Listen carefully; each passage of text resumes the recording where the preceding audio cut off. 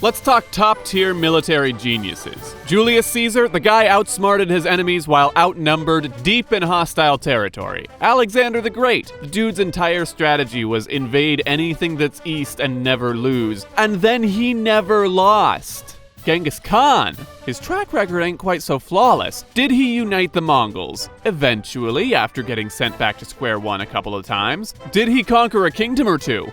Sure. But they were going down anyway. The Mongol Empire that stretched from China to Eastern Europe, a lot of that was his kids and grandkids. But there's the catch. Caesar conquered Gaul. 6 years later, he's bleeding out on the Senate floor. Alexander the Great Yolo'd his way across Persia. The second he died, so did his empire. Genghis Khan? When he died, the Mongols were just getting started. The last descendant of Genghis Khan to rule part of the Mongol Empire, get this, died in 1930. Genghis Khan's secret spice wasn't tactics, it was loyalty. Loyalty in Mongol society looked a little different. First of all, there was no loyalty to kings or states or kingdoms because those things did not exist. Individuals were loyal to tribes, and tribes were loyal to individuals, namely their leaders. But that's it, that's as far as it goes. Once that leader dies, Temujin, everything the light touches will be yours. When, Father? When you pull yourself up by your bootstraps. But Father! No, you get nothing. You lose. Good day, son. Little baby Genghis Khan, whose technical name was Temujin, was 8 years old when his father died. Instead of being trained to lead armies, he was with his mother trying to catch enough marmots not to starve to death. But the one thing Temujin was really good at was making friends. We're talking completely out of nowhere, too. Every time he got in a tough spot, kapow, some random stranger decides to lend a hand. Temujin gets captured by a hostile tribe. Boom, here's a new friend to help him escape. Temujin finally gets his hands on some horses, but they get stolen. Blammo! A new friend helps get them back, and then he elopes with Temujin in a blood brother kind of way. All of these buddies of his go on to become legendary generals later, but right now his most important friends are Togrul and Jamukha. Togrul was the leader of another tribe and some dude Temujin gave a coat to one time, but that coat, best investment Temujin ever made, because when Temujin got married, "Oh, look, my family." Mom, I thought we were your family. "You're my second family. Those guys are the family your father kidnapped me from." Good times. Don't worry, Mom. I won't let them rescue you. But they weren't there for Temujin's mother. They were there for revenge. Togrul, they took my wife. Come on, little dude. I had plans for this weekend. Don't forget I gave you that coat. No, you're right. It is a pretty sick coat. All right, I'll grab Jamukha. Togrul and Jamukha helped Temujin get his wife back, and everyone lived happily ever after. Jamukha, in particular, got real close with Temujin. They started sleeping together under the same blanket, in a blood brother kind of way. The good vibes did not last long, however. People start flocking to Temujin as their new leader, and Jamukha does not handle jealousy well. The two blanket bros go to war. This is Temujin's greatest test, and he flubs it. Hard. It's a decisive defeat. Temujin runs away and nobody hears from him again for nearly 10 years. A talented leader, yes, but undefeatable he is not. Where does Temujin go during that time? Yeah, no one knows exactly. He could have gone on a tour of Japan, explored Osaka's food scene, sat among Kyoto's serene temples, met the bowing deer of Nara, all things you can come do with me next May. I'm taking a group to Japan for a week of adventure, and it comes highly recommended. I had such a good time in Japan, I decided to move there. We were all sold out, but we've recently had one spot open up, so now is the time to grab it, or if someone else already has, sign up for the waitlist, because you never know when a spot might open up in the future. Link in the description. More likely though, Temujin went to northern China. It was pretty normal for outcasts to show up in one of the neighboring empires, and if that's the case, Temujin probably got a glimpse of how weak those empires really were. They weren't exactly overflowing with loyalty to their leaders. Meanwhile, back in Mongolia, people were definitely not very loyal to Jamukha. As soon as Temujin was defeated, Jamukha boiled the POWs alive. It just went straight from Blanket Brothers to Saturday morning cartoon villain. 10 years of this go by, people are ready for a change when suddenly, and without warning, Temujin bursts back onto the scene. And now he's rich, or like a commander of the neighboring empire or something. Jamukha cries, "No! It can't be!" You're supposed to be dead! They fight, but a bunch of Jamukha's followers have switched sides and Temujin sends him blasting off into the sunset. But like any good cartoon villain, Jamukha would be back. He landed among a group of people called the Tatars and launched a second attack, but Temujin and Togrul teamed up to send him blasting off again. This time, however, Jamukha lands in Togrul's territory, and Togrul has some interesting ideas about how to handle him. Man, you're not even worth killing. Oh, thank you. Thank you. How can I ever repay you? I've always wanted an evil advisor. My liege, look how Temujin promotes commoners to lead his armies. His power is a threat to our very way of life. And I heard that coat he gave you was re-gifted. Wow, you are great at this. All right, Temujin, prepare for trouble. Meow, that's right. Togrul is convinced that Temujin is too dangerous to live. He lays a trap, but Temujin uncovers his plans. Temujin brings the fight to Togrul, and he loses anyway. As his followers retreat and lick their wounds, Temujin swears an oath. If they will shoulder his hardship in this moment, he will share with them everything, the sweet and the bitter. Their hardships will be his, and his riches and glories will be theirs. And everyone is so moved, they stay by his side and give him another chance to fight. This time, with the power of friendship, Temujin catches Togrul in an ambush, and Togrul runs off, never to be seen again. Not Jamukha, though. He goes blasting off again and lands among some more tribes in the west. The odds of defeating Temujin in battle are at least 50-50, and Temujin's gotta be tired from all of this fighting, so Jamukha convinces those tribes to go to war with Temujin. But Temujin's power of friendship is too powerful, and Jamukha goes blasting off again for what feels like the 100th time. Except there's hardly anywhere for him to blast off to. And it's for the same reason that instead of wearing Temujin out, all of these battles have only made him stronger.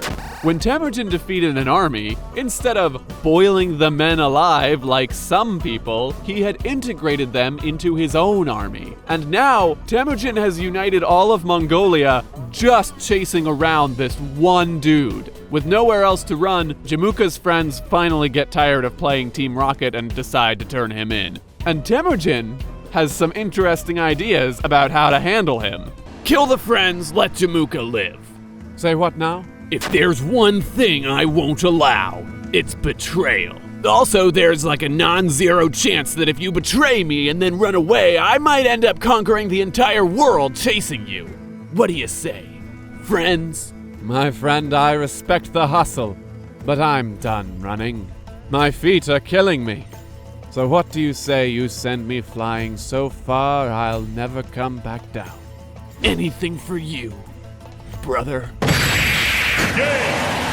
With the power of all the tribes at his command, Temujin, now Genghis Khan, is pretty much unstoppable. But keeping all of those tribes loyal when nearly all of them have tried to kill him before is not going to be easy. Luckily, that is 100% Genghis's forte, making this nomadic warrior a world-class statesman seemingly out of nowhere. Genghis Khan and the Mongol Empire as a whole were absolute pros at assimilation. Conquered people didn't just get conquered, they became the Mongol Empire. Every man in the Mongol tribes between the ages of 15 and 70 was conscripted into the army, which, hot dog on a log, that is a massive army. But then, after being conscripted, those soldiers were immediately shuffled around into units of 10 with complete strangers, all from different tribes. That made it almost impossible for any particular tribe to rise up against the Khan, and it helped all of his soldiers bond with their new comrades, like a big, bloody summer camp. And it wasn't just about making everyone into a Mongol. The Mongols themselves assimilated with the people they conquered. In the case of Genghis Khan, he surrounded himself with shamans, Christians, Buddhists, and he counted on all of them. Genghis was surprisingly willing to recognize any Tom, Dick, and Harry who could do a good job. My favorite example is his bodyguard patrol. He had 10,000 people in it because they were also his moving capital. Everywhere he went, there is an entire military academy and administrative bureau running after him. It was a place for the best and brightest soldiers and administrators to prove themselves, and all of the most important generals and noblemen sent their sons and relatives there to give them a leg up, which then goes right back to inspiring loyalty because, don't betray the Khan or else your son is right there and Genghis will have a very easy time killing him. This is still Genghis Khan we're talking about, let's not forget. Anyway, now that there are no more Mongols to conquer, we've got to zoom out a bit to meet their neighbors. The Jin and the Shah are Chinese dynasties that splintered off from an earlier empire, and the Khwarezmians are a rebel dynasty that took over Persia and Central Asia. None of these empires were in great shape. The first lucky winners to get invaded by the Mongol horde were the Shah, whom Genghis Khan had accused of harboring his enemies. As we've established, that was pretty normal and something Genghis himself may have taken advantage of for 10 years, but raiders gonna raid. This raid was very successful, but not quite a conquest. Credit where it's due, Genghis Khan was a master at tricking his enemies into chasing him, but when it came time to actually take their cities, he hit a wall. Literally. The Mongols didn't live in cities like this, so Genghis Khan had only basic battering rams. So he switched targets and attacked the Jin. Lots of plunder, but again, no conquering. Same reason, another wall. Highly underrated piece of technology, the wall. What Genghis does get out of this raid, however, are some Jin dynasty engineers who teach him how to make siege weapons. And the next time he invades, oh, it's over. The Jin dynasty is in pieces before Genghis even makes it to the capital. There's rebellions, some commander abandons his post to go murder the emperor. It's every man for himself. Over in Persia, the Khwarezmians see this happen and they decide now is a perfect time to antagonize Genghis Khan.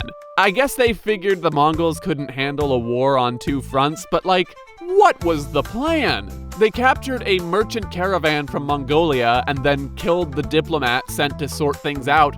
And for what? To be a nuisance to their neighbors? Do they not care about their lives? When Genghis Khan invades the Khwarezmian Empire, that is the war that earns him his reputation as an inhumane madman who wipes entire cities off the map. Just like with the Jin, the goal wasn't just to win battles, it was to shatter loyalty. And nothing makes a city reconsider its loyalties like the threat of complete annihilation.